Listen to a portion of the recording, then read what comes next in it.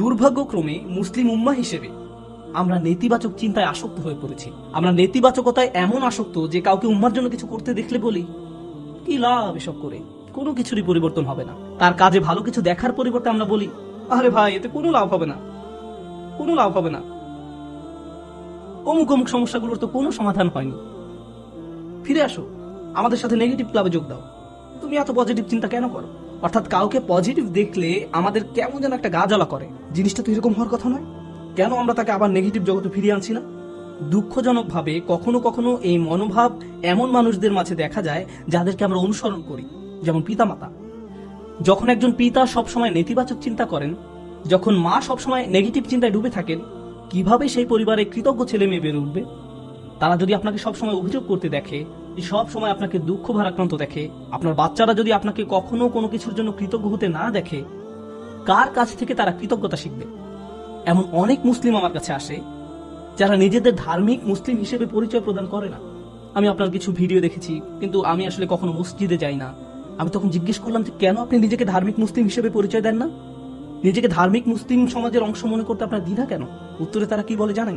তারা বলে এই ধার্মিক মুসলিমরা সব সময় বিপর্যস্ত থাকে, তাদের সবসময় রাগান্বিত দেখায়। কিভাবে এমনটা হলো?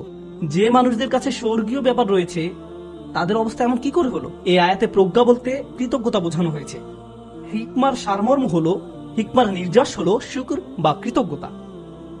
যে নিয়মিত আল্লাহর দ্বীন সম্পর্কে জ্ঞান লাভ করতে থাকে তাকে কেন এমন দুর্দশাগ্রস্ত লাগবে?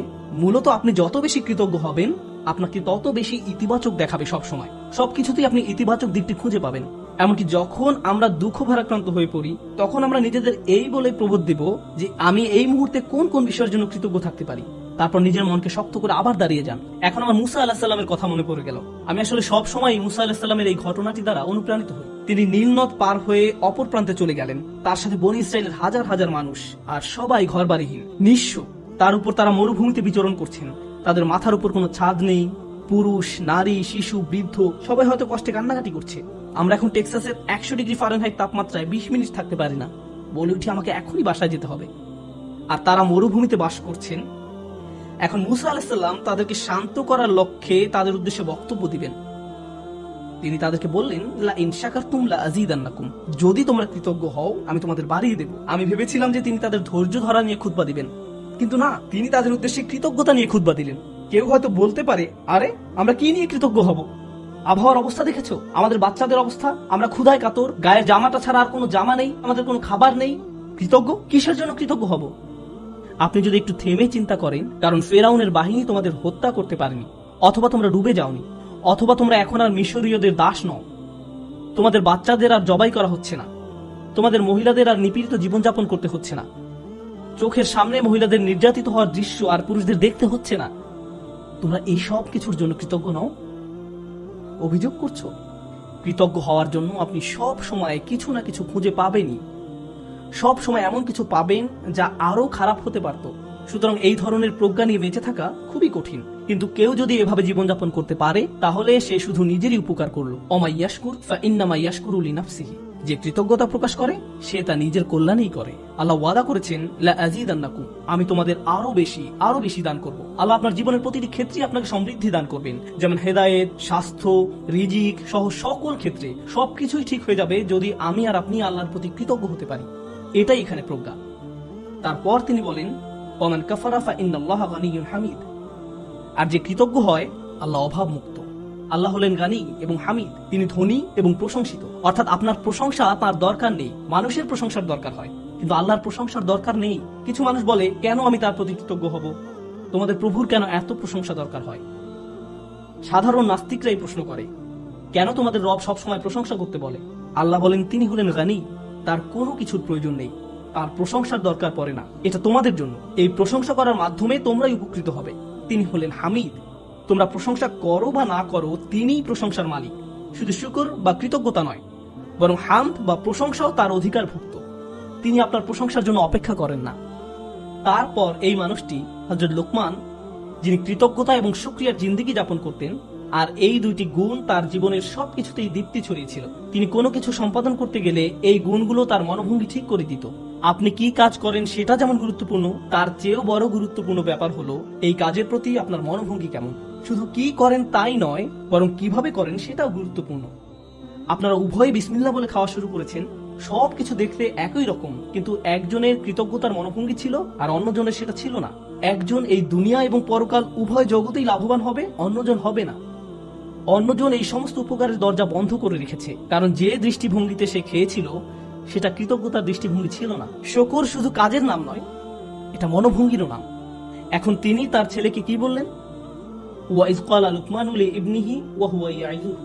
লুকমান যখন উপদেশ দেওয়ার সময় তার ছেলের দিকে ফিরে বললেন, হে আমার ছেলে, আমার প্রিয় সন্তান, লা তুশরিক বিল্লাহ, আল্লাহর সাথে শিরক করো না, আল্লাহর কোনো অংশীদার সাব্যস্ত করো না। কিন্তু আলোচনার সূত্রপাত তো শিরক দিয়ে হয়নি, মূর্তি পূজা নিয়ে তো এই কথাবার্তা শুরু হয়নি। আলোচনা তো ছিল কৃতজ্ঞ হওয়া নিয়ে। আমরা শাব্দিক দৃষ্টিকোণ থেকে একটি বিষয় এখানে শিখছি, শিরক এবং শুকর এর একটি শাব্দিক মিল আছে। কিন্তু আরেকটি বিষয় আমাদের এখানে জানতে হবে, আল্লাহ আমাদের এখানে শেখাচ্ছেন তার সাথে আমাদের সম্পর্কের মূল কেন্দ্রবিন্দু হলো আসলে কৃতজ্ঞতা। আমাদের আল্লাহর প্রতি যত ধরনের অনুভূতি রয়েছে, আমরা তার দাস, আমরা তাকে ভয় করি, আমরা তার কর্তৃত্ব মেনে নিয়েছি, আমরা জানি যে তিনি আমাদের সৃষ্টিকর্তা। এই সব কিছুই সত্য, কিন্তু এই সব কিছুর মাঝে আল্লাহর সাথে সত্যিকারের সম্পর্ক তৈরি করতে হলে আমাদের অন্তরে যা থাকতে হবে তা হলো কৃতজ্ঞতা বোধ। যদি অন্তরে এর উপস্থিতি না থাকে, তাহলে অন্তর এমন এক ধরনের শিরকের বসবাস হবে যার সাথে আমরা যুদ্ধ করে পারবো না। কারণ এটা দেখতে মূর্তির মতো নয়, এটাকে দেখতে মিথ্যে কোনো খোদার মতো মনে হয় না। এটা এমন এক ধরনের মূর্তি যার বসবাস অন্তরে। তো তিনি তার সন্তানকে বলেন, আল্লাহর সাথে শিরক করো না, আল্লাহর প্রতি অকৃতজ্ঞ হয়েও না বলার পরিবর্তে তিনি এই কথা বললেন, কারণ তিনি যেহেতু মনে করেন কৃতজ্ঞ হওয়াই আসলে প্রজ্ঞা, আল্লাহর পাশাপাশি কোনো কিছুকে স্থাপন করো না। আমরা এটা কিভাবে বুঝবো? লুকমান তার ছেলেকে আসলে কি শিক্ষা দিচ্ছেন? প্রসঙ্গত এটা শুধু সন্তানের সাথে পিতার কথোপকথন নয়, বরং এটা এমন যে কারো জন্য হতে পারে যার অধীনে কেউ বাস করে। আপনার জীবনে যদি এমন কেউ থাকে যে আপনার কাছ থেকে প্রজ্ঞার তালাশ করে, বিশেষত আমি বাবাদের উদ্দেশ্যে বলছি, এমনকি এর বাইরেও, আপনি হয়তো বড় ভাই, আপনি এমন পজিশনে আছেন যেখানে অন্যরা আপনার অনুসরণ করে, সেক্ষেত্রে আপনার উচিত এই শিক্ষাটি তাদের নিকট পৌঁছে দেয়া। আমি নিজেকে এই প্রশ্নটি করি। আপনাদের কাউকে কাউকে আল্লাহ অনেক কিছু দিয়েছেন, যেমন আপনাদের হয়তো ভালো চাকরি আছে, ভালো ব্যবসা আছে, টাকার সমস্যা নেই, গাড়িও আছে, আপনার সবকিছুই আছে। ফলে আপনার বাচ্চাদের জীবন আপনার নিজের জীবনের চাইতেও অনেক বেশি সহজতর। কিন্তু আপনি যখন ছোট ছিলেন, আপনার জীবন এতটা সহজ ছিল না। আমার এখনো মনে আছে, ঈদের সময় আমরা বার্গার কিনতাম, আমরা একটা বার্গার কিনে পুরো পরিবার সবাই ভাগ করে খেতাম। এটাই ছিল আমাদের ঈদ। আমি আমার বোনের টুকরা দিকে তাকিয়ে থাকতাম, কারণ মাঝখানের টুকরাটা ছিল সবচেয়ে বড়। অনেক বাচ্চারা প্রথম টুকরাটা চায়, কিন্তু প্রথম টুকরাটিতে তো শুধুই রুটি। এখানে আসল কথা হলো, আমাদের বাচ্চারা এসব জানে না। তারা এভাবে বলে, আমি আমারটাতে চিজ চাই, আমারটাতে মেয়োনিজ চাই, কেউ বলে আমারটাতে চিজ না, পেঁয়াজ চাই। আমার বাল্যকাল আর তাদের বাল্যকাল একরকম নয়। তারা কষ্ট দেখে না। যখন আপনার টিনেজ বাচ্চা বলে, আমি ঠিক শিওর না কোন কলেজটাতে ভর্তি হব, কোন গাড়িটা যে পছন্দ করি, আপনার হয়তো তখন মনে পড়ে, ভাই আমি পাবলিক বাসে ধাক্কাধাক্কি করে কলেজে যেতাম, সকালবেলা পত্রিকা বিতরণ করতাম, কাজে 3 মিনিট দেরিতে পৌঁছানোর জন্য চাকরি হারিয়েছিলাম, আমি কোনো মতে টিউশন ফি দিতাম, বাসায় নিয়মিত বাজারও থাকতো না। আর আমার বাচ্চারা এখন বলছে তারা শিওর না কোন গাড়িটা কিনবে। আপনার মন চাচ্ছে দেয়ালে নিজের মাথা ফাটাতে, কারণ আমাদের বাচ্চারা মনে করে তাদের তো এমনিতেই সবকিছু পাওয়ার কথা। তারা কৃতজ্ঞ হওয়ার মানে বোঝে না। এভাবে কারো পক্ষে কৃতজ্ঞ হওয়া সম্ভব নয়। আমাদের উচিত আমাদের বাচ্চাদের টাকার মূল্য শেখানো। তাদেরকে উন্নত জীবন দেওয়ার মানে এই নয় যে তাদেরকে ভালো মানের অ্যাপার্টমেন্ট দিবেন। আপনি হয়তো অতিরিক্ত দিয়ে তাদের ধ্বংস করে দিয়েছেন।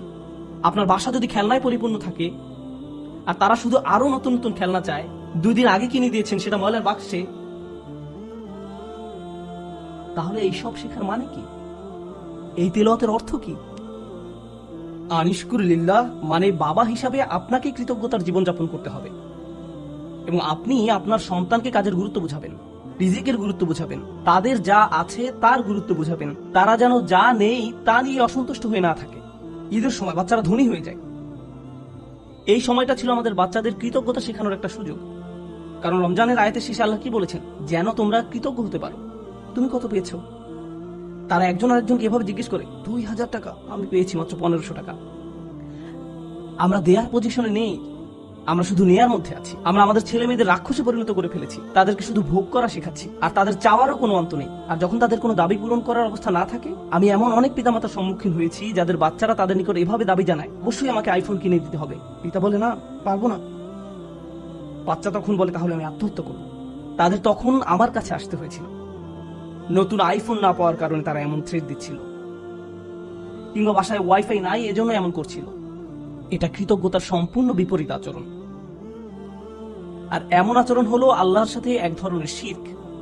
যখন কৃতজ্ঞতা হারিয়ে যায়, যা বাকি থাকে তা হলো শিরক। আপনি আত্মসমর্পণ করতে চান, যার কথা শুনতে চান, যাকে সন্তুষ্ট করতে চান, সে হলো নিজের ইচ্ছা আকাঙ্ক্ষা, নিজের ভোগ বিলাসিতা, নিজের কামনা বাসনা। বাচ্চারা এসব জানে না। তাদেরকে দেখিয়ে দিতে হবে, বোঝাতে হবে। আপনি তাদেরকে যা বানান তারা তাই হবে। আমরা তাদের প্রতি এমন অন্যায় আচরণ করতে পারি না। আপনার টাকা আছে বলেই যে তাদের সব দাবি পূরণ করতে হবে এমনটা নয়। অবশ্য বিপরীত অবস্থাও আছে। অনেক পিতামাতা তাদের বাচ্চাদের কিছুই কিনে দেয় না, তারপর তারা এই খুতবা ব্যবহার করে। না, এটা করবেন না। অবতাগী বাইনা যালিকা সাবিলা, মধ্যম পন্থা অবলম্বন করুন। আমি আরেকটা ব্যাপারে দৃষ্টি আকর্ষণ করতে চাই, কারণ বিষয়টা গুরুত্বের দাবি রাখে। আমাদের বাচ্চাদেরকে দায়িত্ববোধ শিখাতে হবে। তারা যখন টিনেজ বয়সে পৌঁছায়, তাদেরকে বাসার ছোটখাটো কিছু কাজ করতে দিন। তাদেরকে বাসার কাজে কিছুটা অবদান রাখতে দিন। তারা যদি এর বিনিময়ে চায়, তাহলে বলুন, তুমিও এই বাসায় থাকো, এখানে ঘুমাও, তোমাকেও কিছুটা দায়িত্ব নিতে হবে। আপনার বাচ্চাদেরকে দায়িত্ববোধ শেখান। কোনো কিছুর বিনিময়ে না, টাকার বিনিময়ে নয়, অথবা মাস শেষে তাদেরকে নতুন গেম কিনে দিবেন বলেও নয়। কোনো কিছুর বিনিময়ে না। যদি আমরা সব সময় এমনটা করি, যদি তাদেরকে শুধু ভোগ করতে শিখাই, আর তারা শুধু আপনার নিকট বিনিময় চাইতে থাকে, এটা করলে আমাকে কি দিবা, ওটা করলে আমাকে কি দিবা, যদি আপনার বাচ্চাদের আল্লাহর প্রতি কৃতজ্ঞ হতে না শেখান, তাহলে কিভাবে তারা আপনার প্রতি কৃতজ্ঞ হবে? এই দুইটা বিষয় কি সম্পর্কযুক্ত নয়? আল্লাহ বলছেন, আনিশকুরলি ওয়া ওয়ালিদাই, আমার প্রতি ও তোমার পিতামাতার প্রতি কৃতজ্ঞ হও। এই দুইটা ব্যাপার সম্পর্কযুক্ত। আমরা যদি আমাদের সন্তানদের তাদের যা আছে তার জন্য আল্লাহর প্রতি কৃতজ্ঞ হতে না শেখাই, তাহলে আমি আপনাদের গ্যারান্টি দিয়ে বলছি, তারা স্বাধীন হয়ে যাবে। যখনই তারা স্বনির্ভর হয়ে যাবে, তারা আলাদা হয়ে যাবে। আপনার কলের কোনো জবাব দেবে না, মেসেজের কোনো উত্তর নেই, তারা আপনাকে উপেক্ষা করে, অগ্রাহ্য করে। যখন তখন বাসা থেকে বের হয়ে যায়, আপনি তখন ভাবেন, কি হলো এই বাচ্চার? আমি তার জন্য সবকিছু করলাম, আমি সারা জীবন তোমাকে দিয়ে গেলাম, এখন তুমি আমাকে কিছুই দিচ্ছ না। হ্যাঁ, কারণ এখন আর আমার আপনাকে প্রয়োজন নেই। আপনার কি প্রয়োজন? আর আমি স্বাধীন, ওই লেনদেন তো শেষ হয়ে গেছে, ধন্যবাদ, বাই। এখন আমরা তাজ্জব হয়ে বসে আছি, কিন্তু সম্ভবত আমরাই তাদেরকে নষ্ট করে ফেলেছি। মানে অতি ভালোবাসা দেখিয়ে আমরা তাদের ধ্বংস করে ফেলেছি। ইন্নামা আমওয়ালুকুম ওয়া আওলাদুকুম ফিতনা, আল্লাহ একটি কারণে এই কথা বলেছেন। তোমাদের সম্পদ এবং সন্তান সন্ততি তোমাদের জন্য একটি বড় পরীক্ষা। বিশেষত ছেলে মেয়েদের পেছনে যদি নিয়ন্ত্রিত উপায়ে টাকা পয়সা খরচ করা না হয়, তাহলে তারা বিশাল এক পরীক্ষার বিষয়ে পরিণত হবে। মাঝে মাঝে বাচ্চাদের কোনো কিছু কিনে দেওয়া উত্তম, মাঝে মাঝে তারা যা চায় তা না দেওয়া উত্তম, মাঝে মাঝে তাদের থেকে দূরে সরিয়ে রাখা উত্তম। এটা গুরুত্বপূর্ণ। এটা শুধু পুঁথিগত বিদ্যা নয়, শুধু আলহামদুলিল্লাহ বলা শেখালেই হবে না, এই শিক্ষার উপরে জীবনযাপন করতে হবে। এজন্যই আলোচনাটি শুরু হয়েছে এই বলে, ওয়ালাকাদ আতাইনা লুকমান আল হিকমা, আমি লোকমানকে প্রজ্ঞা শিক্ষা দিয়েছি, বাস্তব জ্ঞান, বাস্তব শিক্ষা। কিভাবে কৃতজ্ঞ থেকে জীবন কাটাতে হবে সেই শিক্ষা। আমাদের বাচ্চারা কতবার তাদের জামা কাপড় ভাঁজ করে, ধৌত করে, আমরা তাদের কিভাবে কৃতজ্ঞতা শিক্ষা দেব? যখন তাদের সবকিছু আমরাই করে দেই, মনে হয় যেন ঘরের মধ্যে ছোট ছোট ফেরাউন দৌড়াদৌড়ি করছে আর বলছে, আমি সবচেয়ে বড় রব, আনা রাব্বুকুমুল আ'লা। আজ আমি বার্গার খাবো না, পিৎজা খাবো, আমাকে এটা দাও, ওইটা দাও। আমরা তাদের এমন বানিয়ে ফেলেছি। এটা তাদের দোষ নয়। আমাদের সন্তানরা যখন নষ্ট হয়ে যায়, এই জন্য নয় যে তারা শয়তান, এর কারণ হলো আমরা তাদের সঠিক শিক্ষাটা দিচ্ছি না। প্রজ্ঞা থাকার মানে হলো আপনি আপনার সন্তানদেরকে সঠিক নিয়মে বড় করেন, আপনি তাদের আকাঙ্ক্ষাগুলো নিয়ন্ত্রণের চেষ্টা করেন। বাচ্চাদের এই নিয়ন্ত্রণটি নেই। আমাদেরকে ভালোবাসার সাথে তাদের ভিতরে এই অনুভূতি তৈরি করে দিতে হবে। আয়াতটি শুরু হয়েছে ইয়া বুনাইয়া দিয়ে, আমার প্রিয় ছেলে। অর্থাৎ বাবা অত্যন্ত আদর মাখা কণ্ঠে তার বাচ্চার সাথে কথা বলছেন। আপনি এর উল্টা ভাবে শুরু করতে পারেন না, এই বাসার সবাই শোনো, আমি মাত্র জুমা থেকে আসলাম, বাসার সবকিছু এখন অন্য নিয়মে চলবে। এভাবে না। ভালোবাসার সাথে সুন্দরভাবে করুন, তাদের সাথে কথা বলুন, তাদেরকে বোঝান যে তাদের আচরণ পরিবর্তন করতে হবে। আমাদের মাঝে না দেখলে তারা এটা শিখবে না। যদি আমি খাবার ফেলে দিই, ক্ষুধা লাগলে রেস্টুরেন্টে গিয়ে অপ্রয়োজনীয় অর্ডার করি, এরপর অল্প একটু খেয়ে বলি, আমি আর পারবো না, আর সন্তানকে বলি খাবার শেষ করো, খাবার শেষ করো, তারা শিখবে না, তারা শিখবে না, তারা ফেলে দিবে। আপনার জীবনটা যদি অকৃতজ্ঞতায় পূর্ণ থাকে তাহলে এটা অনেক বড় একটা সমস্যা। এজন্যই অবিশ্বাস এবং অকৃতজ্ঞতা প্রকাশে একই শব্দ ব্যবহার করা হয়েছে, একই শব্দ ব্যবহার করা হয়েছে। কুফর বিল্লাহ মানে হলো আল্লাহকে অবিশ্বাস করা, আর কুফরান বিন নিয়ামাহ মানে নিয়ামতকে অস্বীকার করা, অকৃতজ্ঞ হওয়া। একই শব্দ। আল্লাহর নিকট কাফের আসলে দুইটা জিনিস। ভাবতে পারেন, এমন ব্যক্তি যে আল্লাহকে অস্বীকার করে এবং যে আল্লাহর প্রতি অকৃতজ্ঞ। এই জন্য যে ব্যক্তি আল্লাহর প্রতি কৃতজ্ঞ থাকে তার পক্ষে শিরক করা অসম্ভব, কারণ আপনি যদি আল্লাহর প্রতি সুধারণা পোষণ করেন আপনি শিরক করতে পারবেন না। আমাদেরকে তার প্রতি অকৃতজ্ঞ হওয়ার শিরক থেকে রক্ষা করুন। আল্লাহ আযজা ওয়া জাল্লা আমাদেরকে কৃতজ্ঞ থেকে জীবন পার করার সামর্থ্য দান করুন এবং আমাদেরকে সেসব মানুষদের অন্তর্ভুক্ত করুন যারা তাদের সন্তানদেরকে কৃতজ্ঞ হওয়ার শিক্ষা দান করে। বারাকাল্লাহু লি ওয়া লাকুম। আসসালামু আলাইকুম ওয়া রাহমাতুল্লাহ।